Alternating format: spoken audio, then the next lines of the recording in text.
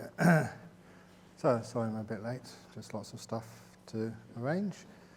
Last night I gave an overview talk about the meditation, and during the retreat every morning, roughly around 8 o'clock, hopefully it won't be too late next time, they'll be talking about one particular aspect of meditation just to try and ease the person more and more and more into the meditation.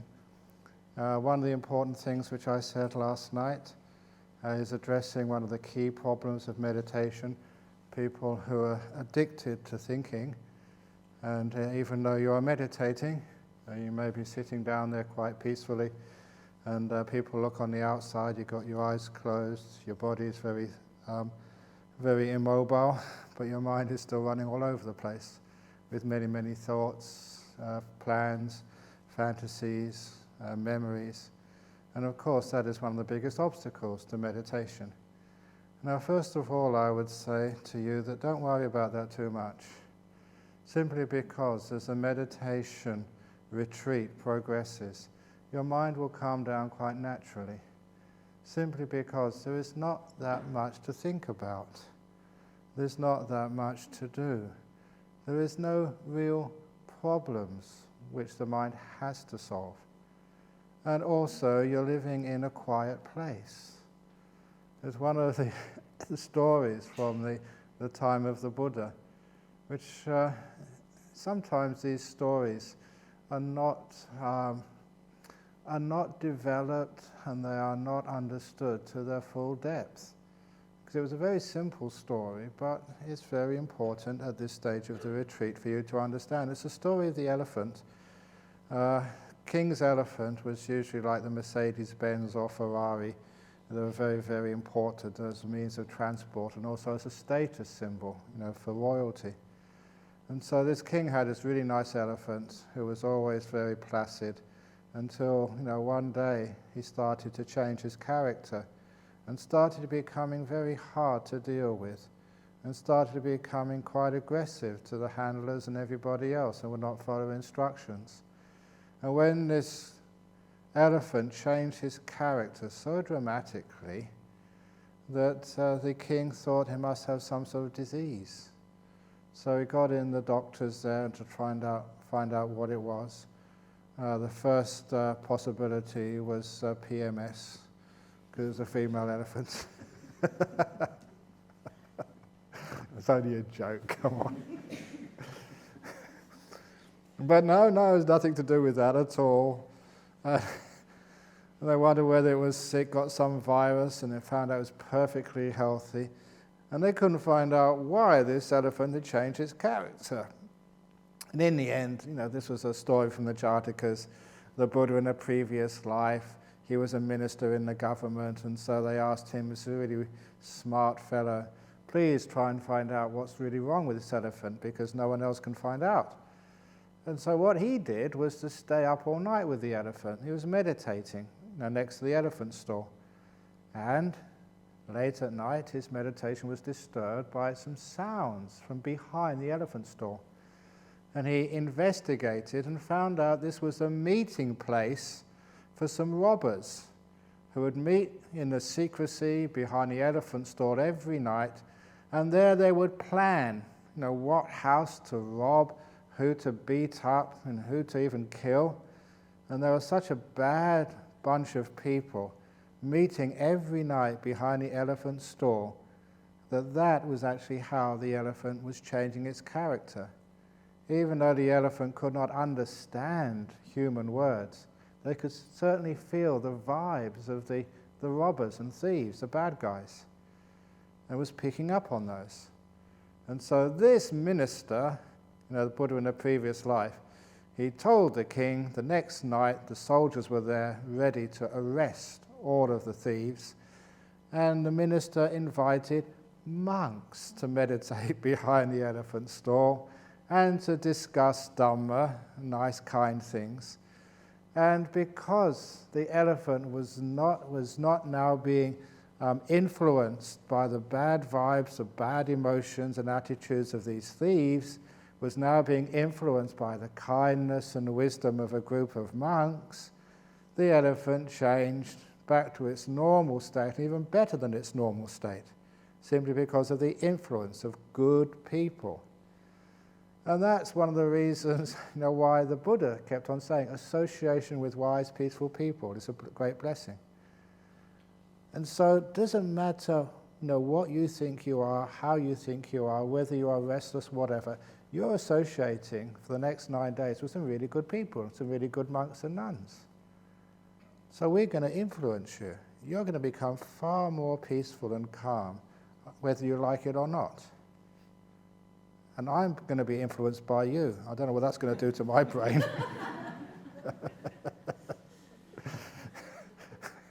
No, I'm pretty strong.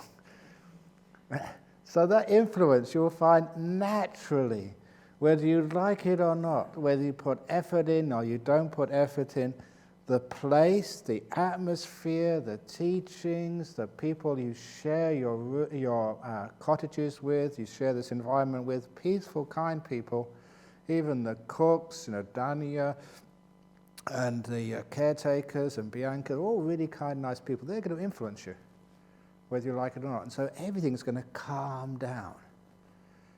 And I say this is the most important thing. When the mind calms down, the thoughts calm down. So you've got to calm down the mind first of all. Calm the lake down, then the waves get less.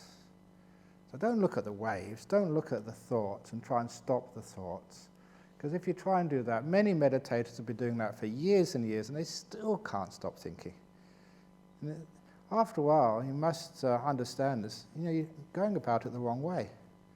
It must be, it's not because you haven't got effort, not because you're not careful enough, it's because you're not wise enough, you're not looking at the right place.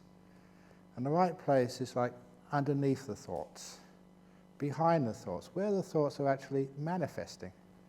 And that's the thing we call the human mind. And if that becomes calm and peaceful, then the thoughts become calm and peaceful. Now, of course, you also know that if you run around, if the body is very active, that also starts to create sort of disturbances for the mind as well. If the body is sick, that creates disturbances for the mind. So which is one of the reasons why we start off the practice of meditation just with physical comfort, with rest. Nice food, but not too much food. One of the reasons why we don't have food in the afternoon, in the evening time, is simply because there's plenty of food at breakfast and lunch, and that creates enough energy inside of you. You're not working that hard. Actually, not working at all, basically, on this retreat, so you don't need so much energy. You don't need so much petrol in the car when you're not driving it so much. So this is plenty of food in here to keep you going for the day. And instead of having to worry about food in the afternoon or evening, instead of having to have all the blood in the brain going down to the stomach to digest the food, you can actually just have this beautiful time in the afternoon or evening. You've eaten, the body is energized, but it's not digesting the food. So you've got this great time in the evening to really get into some nice meditation. It's actually very helpful because there's more blood left to go to the brain, not so much to digest, which means the body is nice and free and energized in the afternoon or evening. It's a wonderful time. Can you hear this okay? Does the sound okay? Okay. So it's a wonderful time to be able to meditate in the afternoon or evening times. You're looking after the body. If there's anybody here who has any problems, with not eating in the afternoon, go and ask Bianca. There's always little things we can help you with. We just want your body to be comfortable. Not sort of your mind, which is always craving, whether you want to eat or not. Sometimes we still want stuff, just because of craving. But no, as long as your body's comfortable. And as long as everything else, when you're sitting down meditating, you don't have to sit on the floor to meditate. When I used to go to India to take people on pilgrimage, I always liked to stop at Nalanda, the old university there, because I knew at one place, on one of the stupas there, was a carving, an ancient carving of the Buddha meditating on a chair. And I would come and show people, see, the Buddha meditated on a chair. Now you think you're so much better than the Buddha that you have to meditate on the floor? So I say that because sometimes people think that if you're a real meditator, if you're really into it, if you're not a namby-pamby cream puff, you have to meditate on the floor. Even though it hurts like hell, I'm going to be a good meditator. I'm in this for enlightenment, not these slothful, crazy people who just sit on chairs all the time. But when I show you the Buddha sat on a chair as well, that encourages other people. And you can get just as deep meditation on a chair as you can sitting on the ground. But my point is, I don't want you to have to endure so much pain in your legs or in your back or anywhere else. Physical comfort is important to begin the meditation with. And I quote this monk friend of mine. He's still a monk, but he's not here, he's overseas. He has to meditate on a chair because when he was a young monk, when I was with him, he decided to meditate and meditate through the pain. He sat down, and even though his knees started to hurt, even though they were really painful, he was going to conquer the pain with the force of his will. Now sometimes people think, wow, that's a real monk. But that real monk ended up in hospital the week afterwards, having a double knee reconstruction. That's what happens when you do stupid things, just like thinking that your willpower is stronger than nature. So please don't do that. We can't afford the insurance to cover you for such injuries. And I don't like seeing people hurt, and I know that's not the path of meditation. That does not lead to enlightenment. So just be comfortable with your body. Be kind to it, as I was saying last night. If you want to meditate on a chair, please do so. And those chairs, we actually chose those chairs, trying to find out the average best height. They were not just bought from a shop, they were actually ordered after being selected as meditation chairs. And of course, we've gone so far. For those people, who just lean to the side, we've got the armchairs on there so you don't fall off. For those people who have lots of trouble with sleepiness, we've got some little seat belts we can put on there in case you fall off. The point is, when you're sitting on a chair, it makes it open. So many more people can meditate. And those of you who like sitting on the floor, there may be some times that you think, just for this one session, I'm going to meditate on a chair. Try it. Because that means your body becomes quite healthy and pain-free. It's not a disturbance, which means that the first thing which disturbs the mind is sort of dealt with. The bodily pains. And the second thing which will disturb the mind, you all have lots of unfinished business. I have lots of unfinished business. That's the nature of this world. It's never finished business. Don't know how many times you just go onto the computer to answer an email. There's always more emails coming later on. And every time you sort of write a letter, more letters come. Every time you solve one problem, another two problems comes along. So sometimes, you wonder, how can I ever get any peace to meditate? And the trick is this wonderful story by Ajahn Buddhadasa, when he was building his main hall.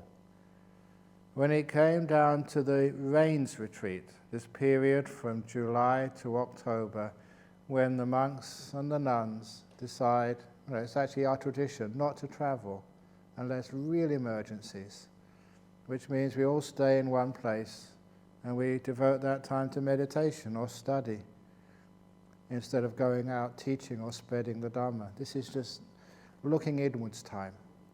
So when it came to the first day of the rains retreat, this abbot told the builders to go home, come back in 3 months, because he wanted some peace and quiet.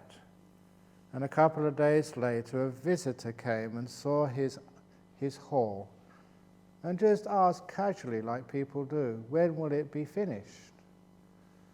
And the answer was, it is finished.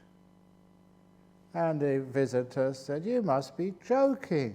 There's no roof on top of this building. There's no glass in the windows. There's pieces of wood and cement bags lying all over the place. What do you mean? It's finished. And at this, the monk gave this beautiful one-liner, which, when I heard it, yes, brilliant stuff, and I try and practice this. He said, sir, what's done is finished. And then he went off to meditate. Isn't that really beautiful? So have you finished all your work yet? All your translations, all your emails, all of the unfinished business of your work, your family, your home, your finances. Have you finished yet? Yes. Good. What's done is finished. So for the next 8 days, you can just forget about it. It's all finished. Okay? Finished, done.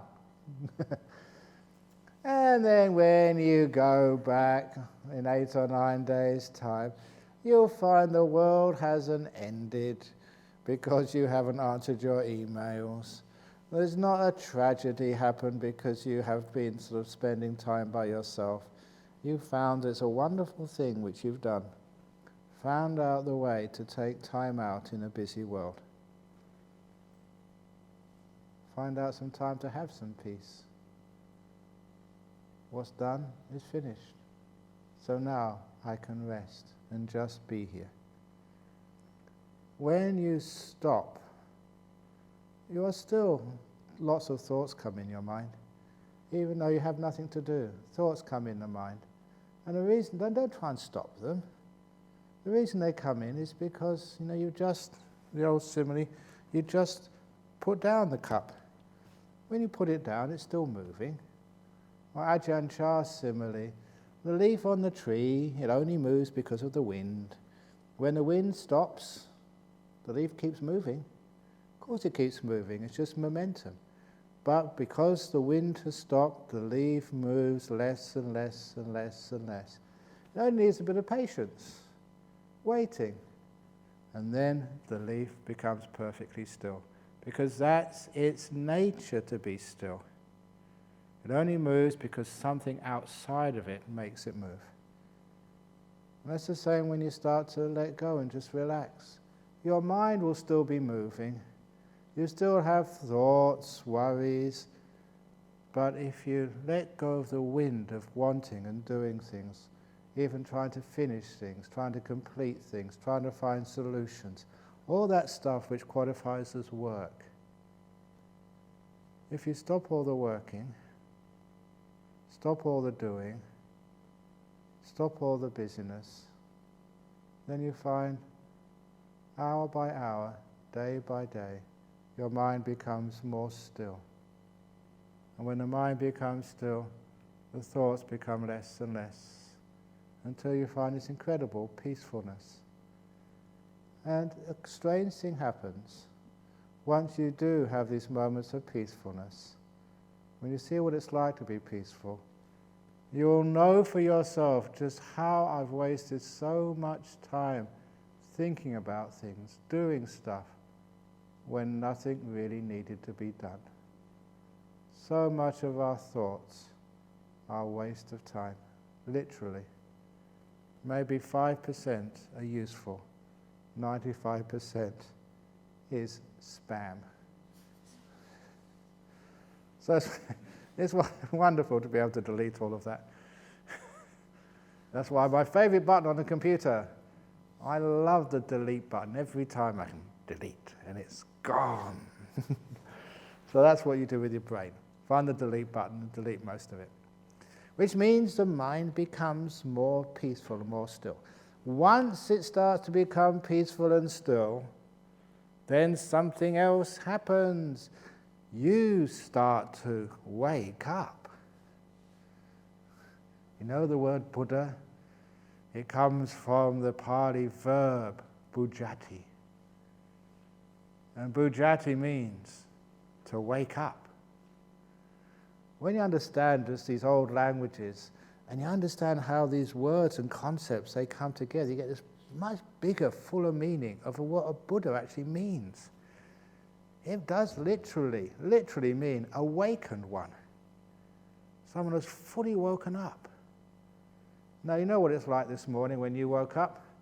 I don't know about you, but I was really tired last night, as you know, so I woke up a bit groggy. And, there's no lights on yet in your room, so you don't know where things are. Actually, for me, it's really tough because I don't know what country I'm in. I travel around so much. It's really rare. For the last 6 weeks, I think there's hardly been a time when I've spent more than 2 nights in the same bed. So I don't recognize my pillow anymore. It's always a new one every morning, just about. So when I woke up this morning, honestly, I recall this, the first thing I did was, where am I? What country?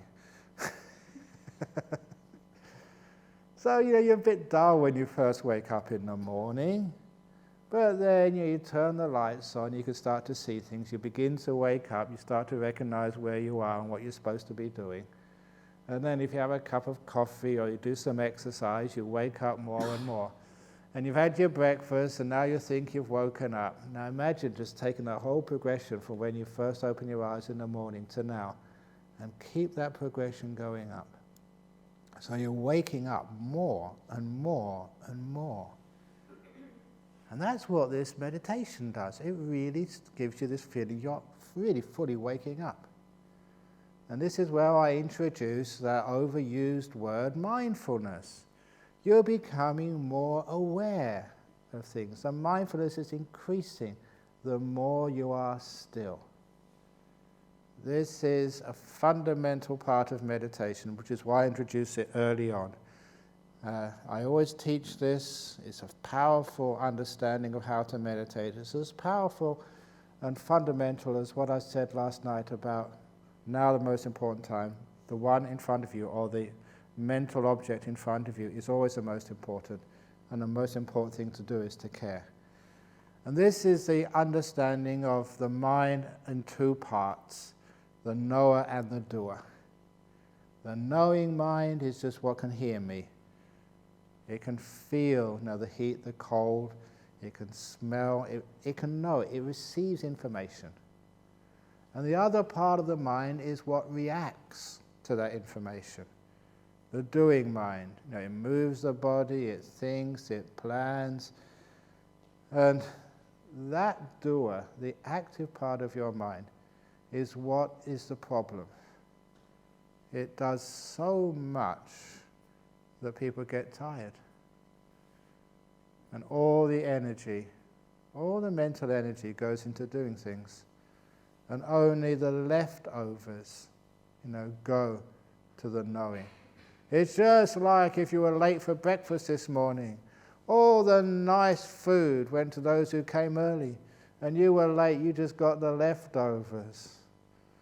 That's just like the knowing mind. That's all it ever gets. Which means it hardly has any energy at all. It's been doing so much. It is tired, mentally tired. And what meditation does, because you're not doing very much, you're being still, you're calming things down. The body is calm, it's not moving fast, it's relaxed, it's not having to eat, it's not having to talk, because talk agitates the mind. So please, if you possibly can, try and keep as quiet as you can. Oh, I should actually mention to you, often on retreats people say that, well, what happens if somebody talks to me? It's really rude, to sort of, to just walk away. Or, sometimes if they talk to me and I'd say, be quiet, then I'm talking too. So what can I do? Oh, the old joke. The old joke of the 4 monks, and they had the vow of silence. And the first monk, or one of the monks, sneezed. And the first monk said, bless you. The second monk, you have just broken your vow of silence. Third monk said, so have you. And the fourth monk said, I'm glad I'm the only one here who can keep quiet. And you can understand why that's funny, because that's what we do. Every time we just tell someone to be quiet, then we're breaking the vow of silence as well. So instead, in Australia and in many other parts of the world, you can always give people the one finger sign. You know the one finger sign? Shh. I didn't mean the other one finger sign, which is not allowed in a Buddhist monastery. Shh. You can allow to do that, just reminding people to be quiet, and also shh, you don't want to sort of to speak. And that's perfectly polite and allowed to do. And that also encourages more quietness in the place. But there'll always be some disturbances. Just after the morning session, walking to my hut for the breakfast, I saw the notice on the door of the dining room, please be careful opening the doors of the cottages make noise. Actually, the cottages only make a small amount of noise, or the doors make a small amount of noise. The worst noise is this doing what happens after you've heard that noise. Now that is really loud and disturbing. The echoes in your mind. Who did that? They should know better. They've been coming on this retreat for such a... Don't they know I'm trying to meditate? They're stopping me becoming enlightened. They can't allow this. I'm going to complain to Ajahn Brahm. I'm going to get them blacklisted. I'm going to make sure they're never allowed to come on a retreat again. The way they get up early in the morning to make themselves a cup of tea, disturbing everybody else and making just a mess of themselves. I'm trying to rest. I just paid a lot of money for this retreat and I want to come here and enjoy it. That's noisy. The bang of the door finished a long time ago. The echoes in people's mind last a long time. Now that's a noisy thing.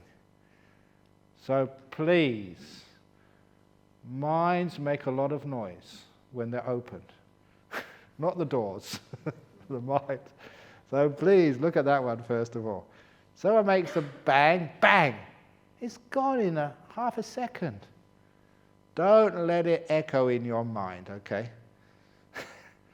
But in the meantime, please try and be caring of other people in your room. So I want you to practice what we call the burglar training. So if nothing else, after this retreat, at least you've been trained to know how to be a burglar.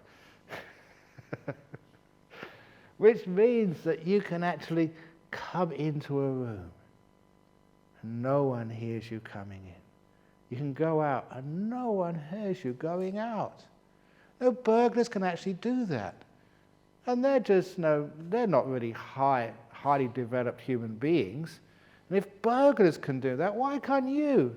Surely you're smarter than the burglar, wiser, more caring than the burglar, aren't you? But some people come into this room, not like burglars, like elephants. It's bam, bang, crash, all over the place. So, I remember this Malaysian couple. They still come over to Nolamara Temple on a Friday and sometimes offer dana on the weekend. It's a classic tale.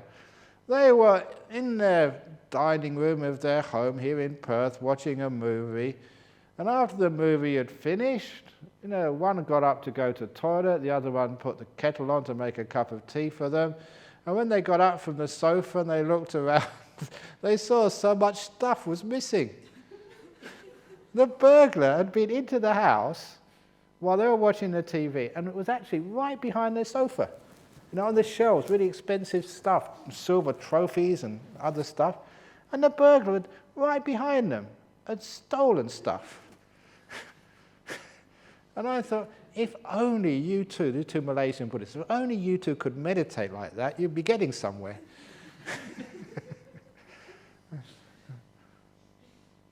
But if burglars can do that, why can't you do that? To be able, and pretend you're a burglar when you go into your cottage, especially at night time or early in the morning. Open the door as if, that if you make any noise, you'll be caught. Walk just so gently so you don't make any noise.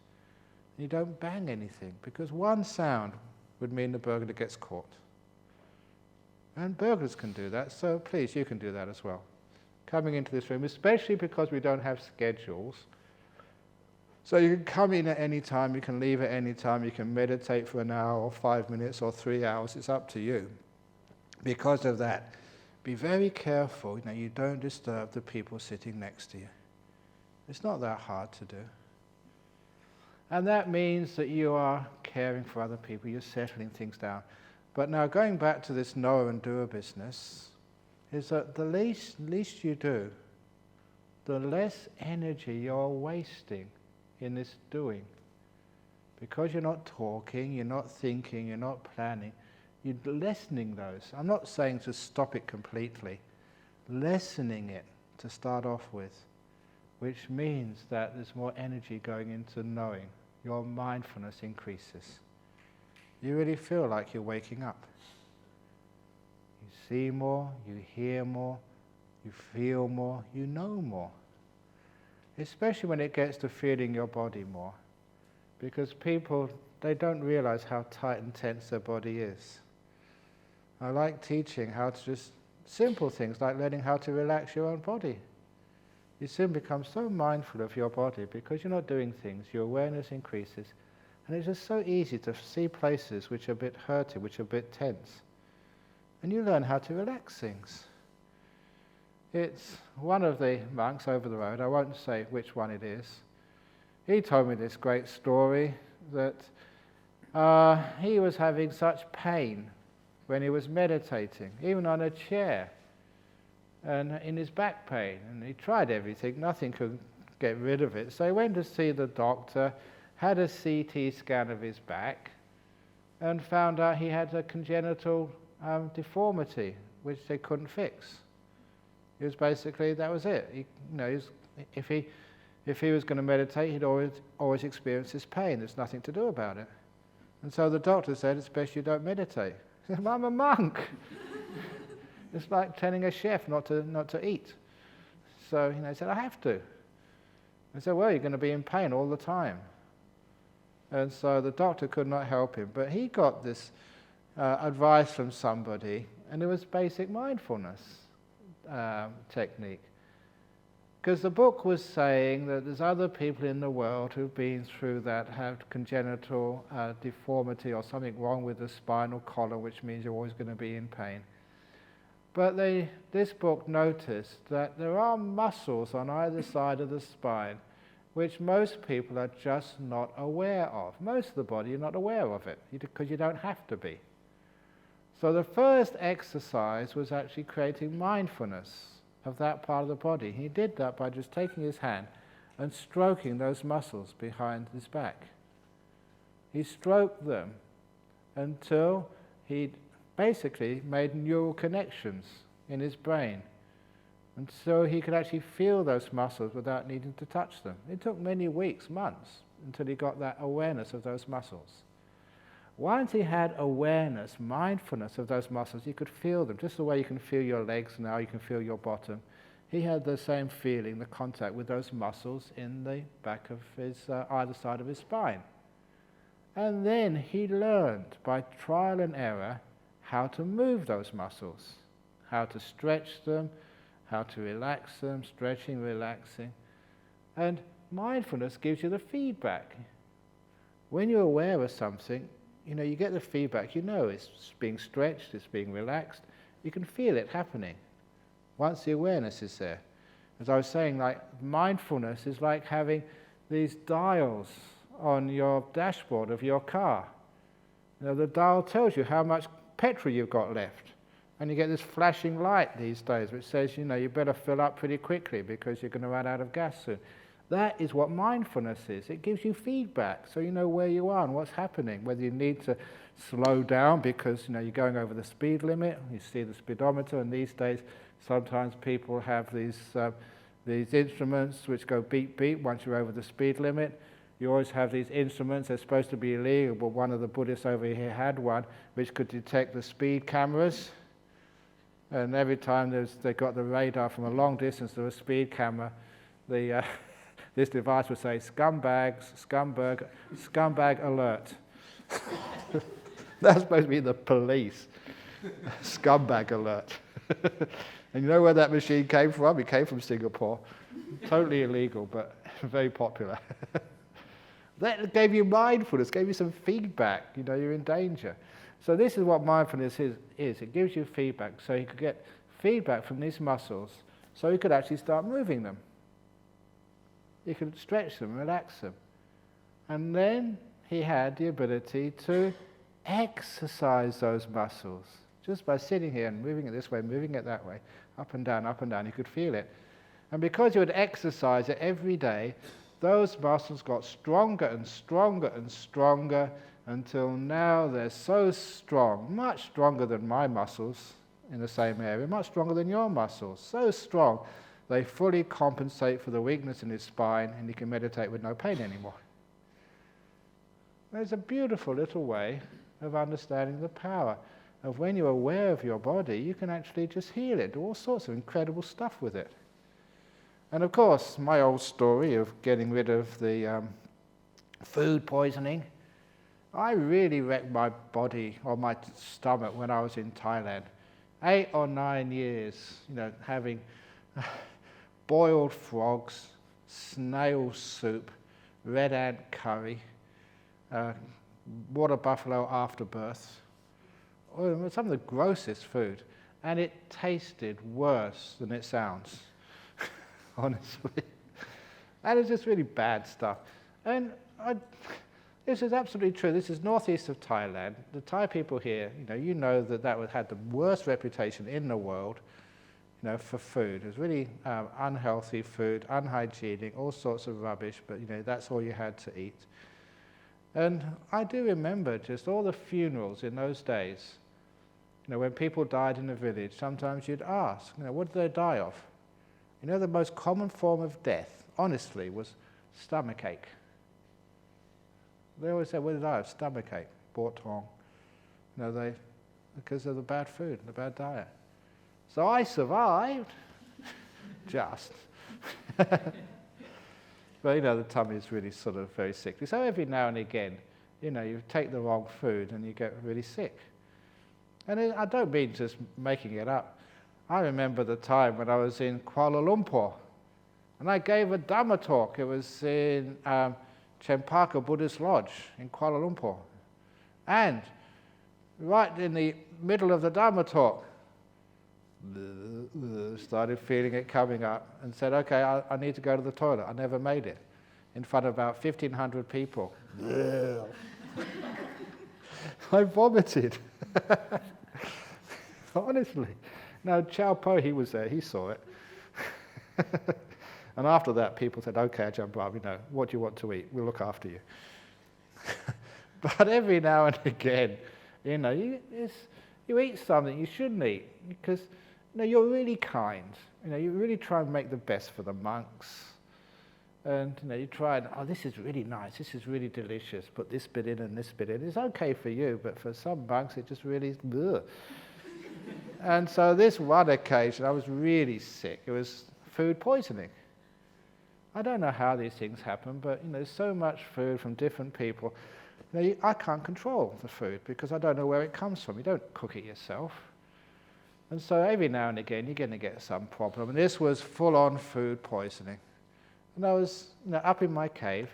Oh, by the way, anyone who wants to go and walk over to Bodhinyana Monastery, you're most welcome to go over there.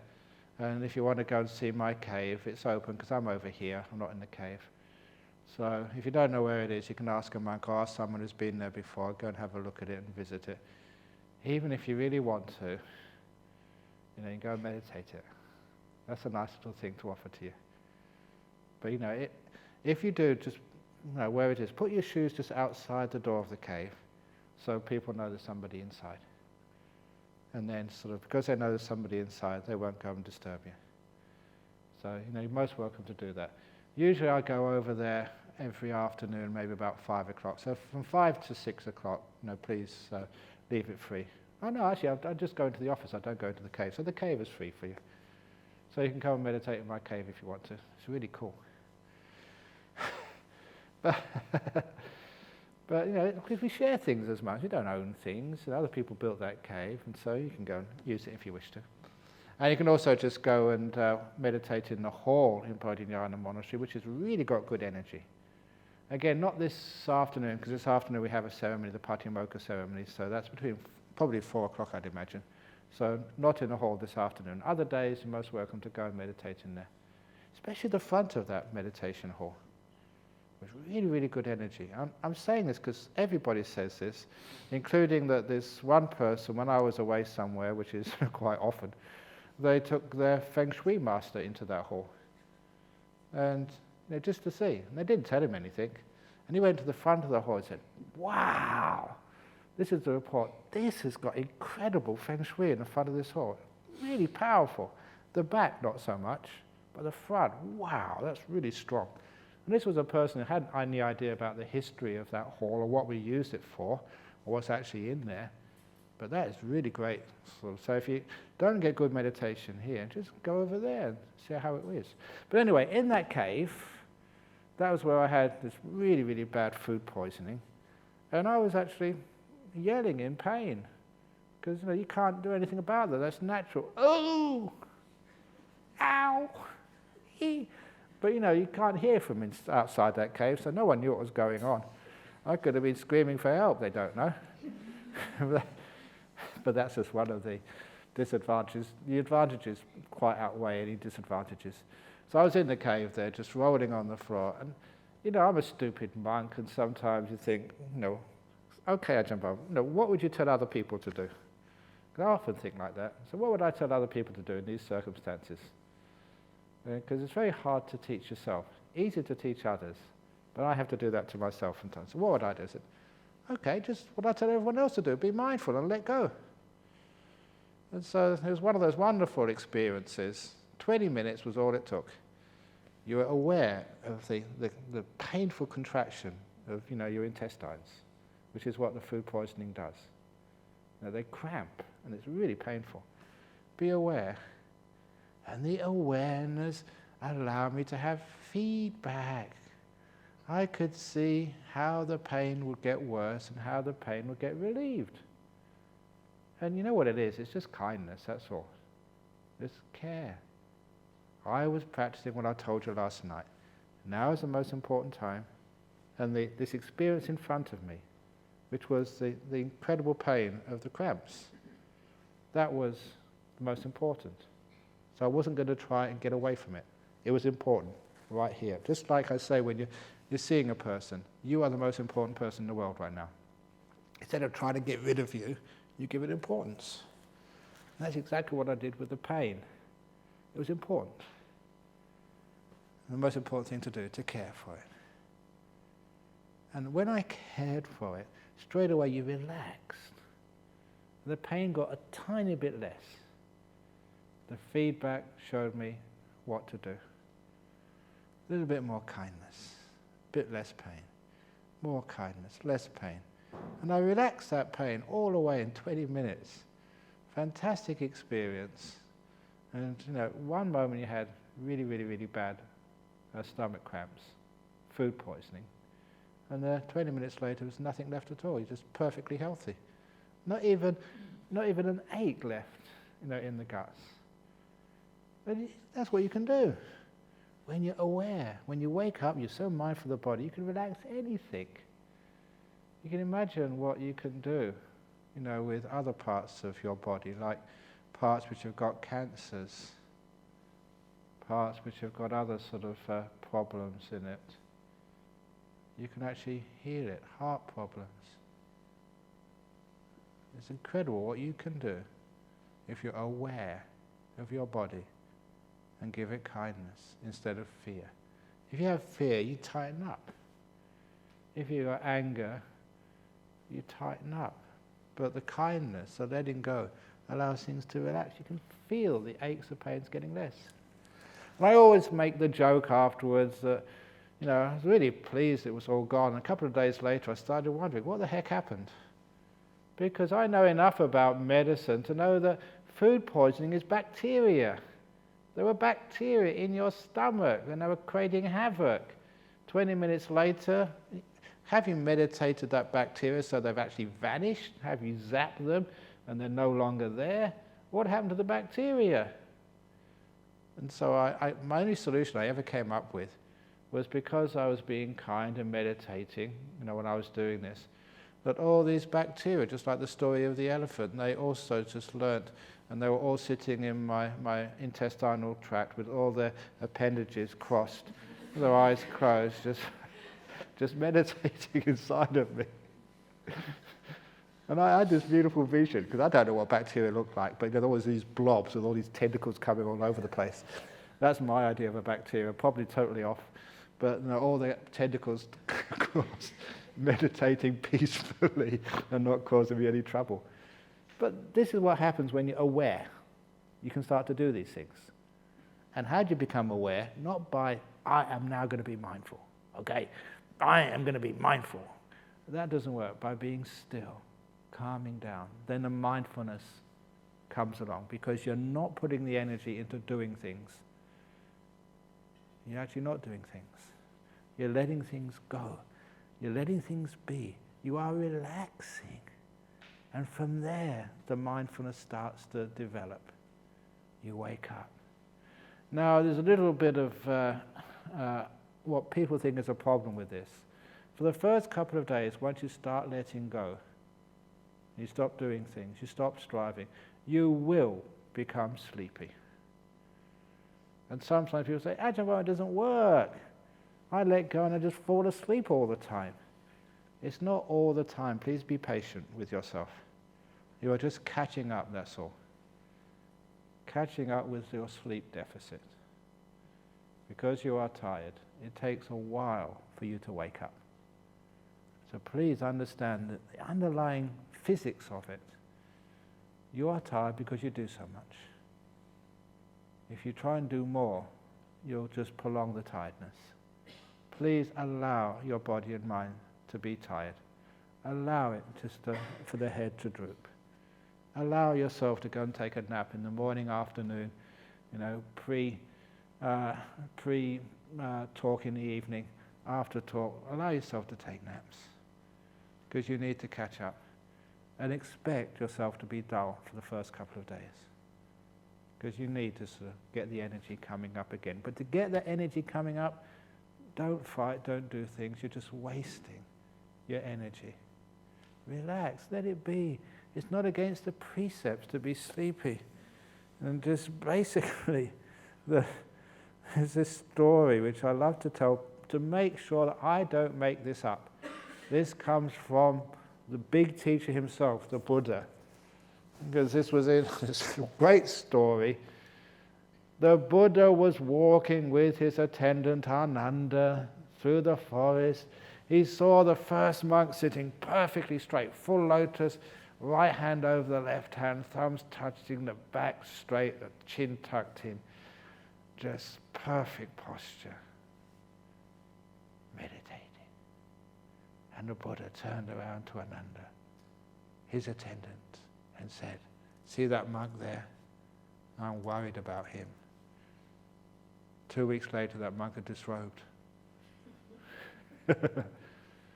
And then in the same sort of passage, the Buddha went deeper into the forest. He saw another monk in the forest, all over the place, nodding this way, and nodding that way, and nodding all.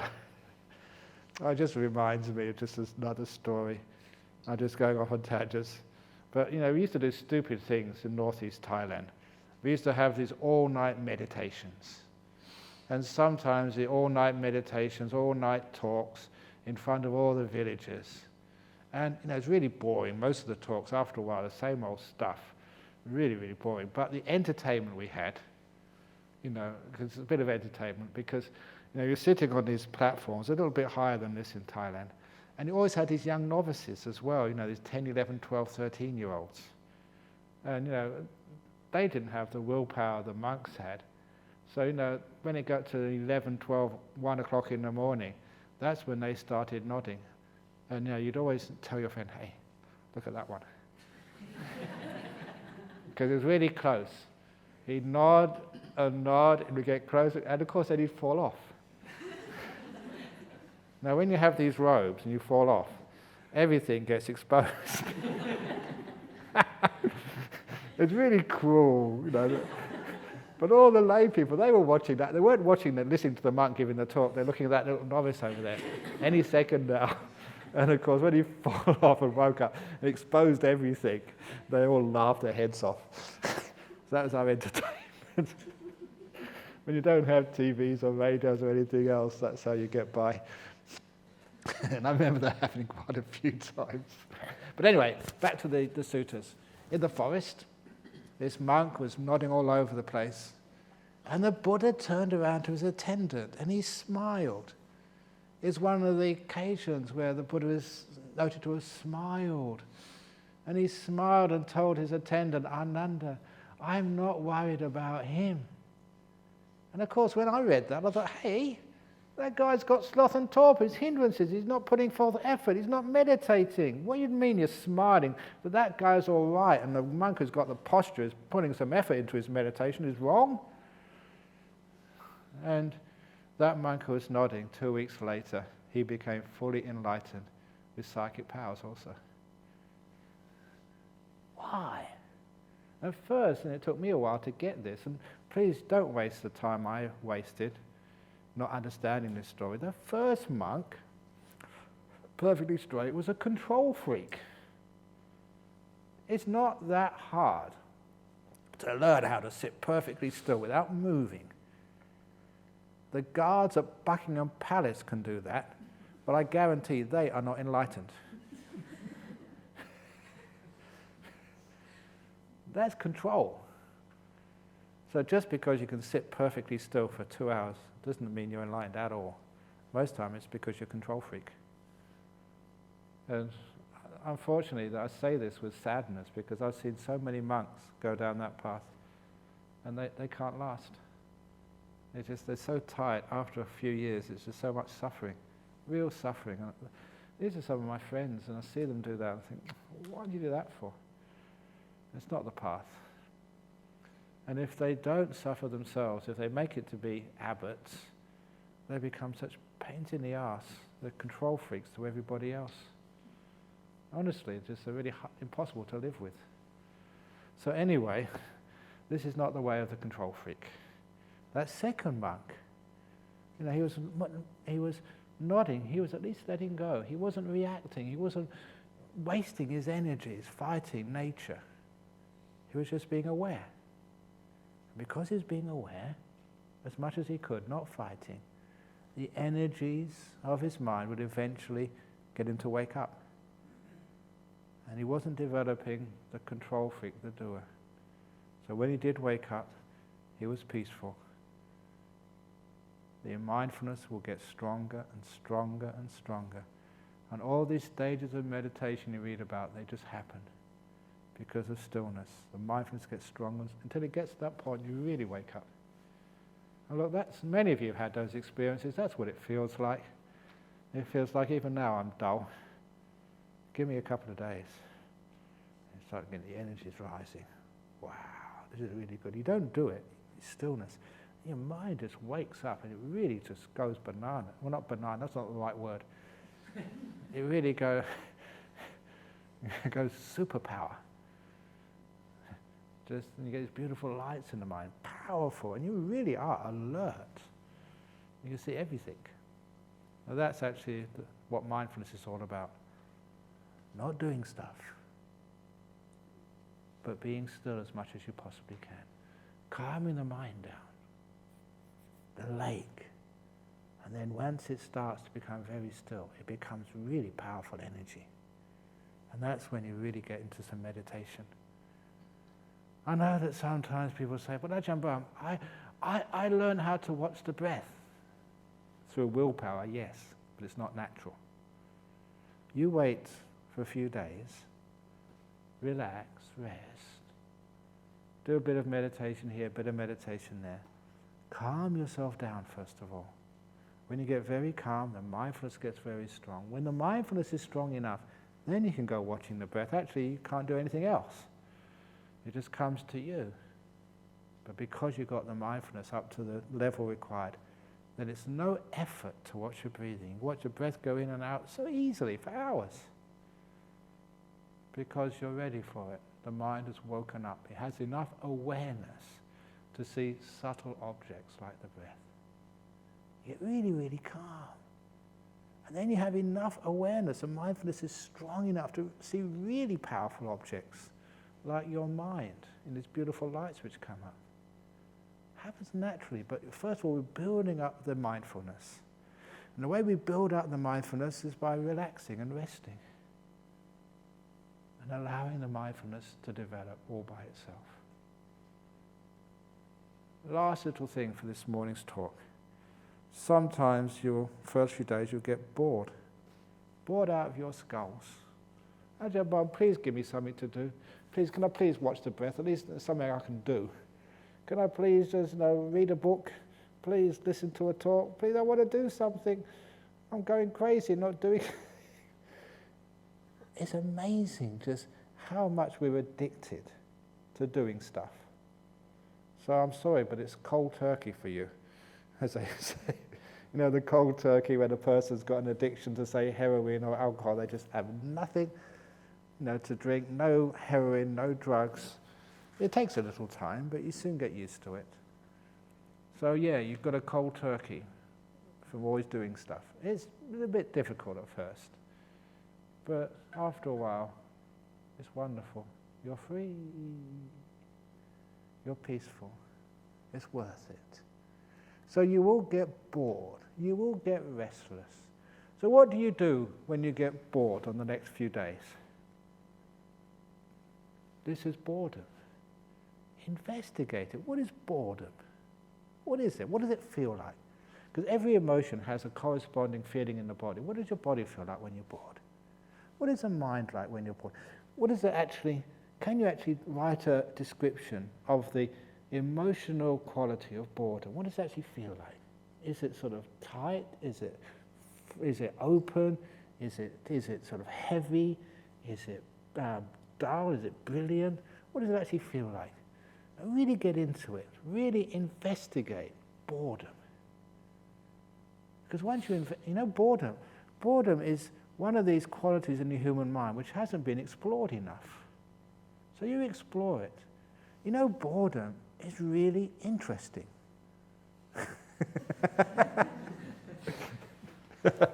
Now you know how to overcome boredom. Investigate it. The reason why boredom is a problem is because you try and get rid of it. That is the difficulty of boredom, trying to get rid of the boredom. Instead, investigate it. Care for it. Boredom, thank you for visiting. I'm going to be bored. I'm going to see if I can be more bored than I've ever been before in the whole life. Okay, last little story because I started late. Another key sort of meditation story. I mentioned this to somebody a couple of days ago, because after being with Ajahn Chah for 5 years, you were allowed to sort of go wandering off and seeing other teachers. I went to go and see the most famous teachers I could find in northeast Thailand.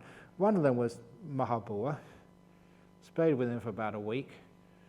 And because, I just visited, one evening he gave a talk, and it was a talk, he said, this is for the visiting Western monk from Wat Pah Pong, for me. He didn't realize I could understand Thai perfectly. So he had it translated afterwards. And I saw this talk written in the book. It was actually for me. And in this book, he told a story of when he was a young monk with his teacher, Ajahn Brahm. And in those days, the monks would all get malaria because they lived in a forest. It was just forest monk's disease, I think it was called. And so you just had to deal with malaria. And so he had a bout of malaria once, Mahabua, and he was in his hut, shaking, sweating, feeling just like a used tea bag. That's using my sort of expression for it. And no oomph, no energy left at all. And the bell went for the afternoon chores, which was usually sweeping. So this Mahabua guy, he just got up in the middle of a fever, grabbed a broom and started sweeping the paths. He wasn't a namby-pamby cream puff. He was a tough guy. He was one of the toughest of the monks. So he got out there and sweating, I'm going to sweep, this is my duty, in the middle of a malaria fever. Do you think that's cool? Do you think that's good? Ajahn Brahm saw him and blasted him. You stupid monk, what the heck do you think you're doing? And this is the story he said afterwards, the core part of this little tale. He said, a Buddhist monk does not fight nature. A Buddhist monk investigates nature. That key saying from Ajahn Brahm is the key to meditation and insight. You don't fight nature. You investigate it. You learn from it. So what Ajahn Brahm would have been saying is that your malaria fever is the most important thing in the world for you. Don't try and get rid of it to do some other duties. Don't try and be the tough guy. Just fever. So what you have right now. Right now, care for it. Learn from it. Investigate it. Don't fight it. And I adapt that now to your dullness, tiredness. Don't fight it. Investigate it. And that is, now you're practicing. Sometimes people think, I'm dull. I can't practice, I'm just too sleepy. That's the wrong attitude. That's not Buddhism. Buddhism, yeah, you're dull. You're restless. You're really bored. Investigate it. Don't fight it. That is a path of meditation.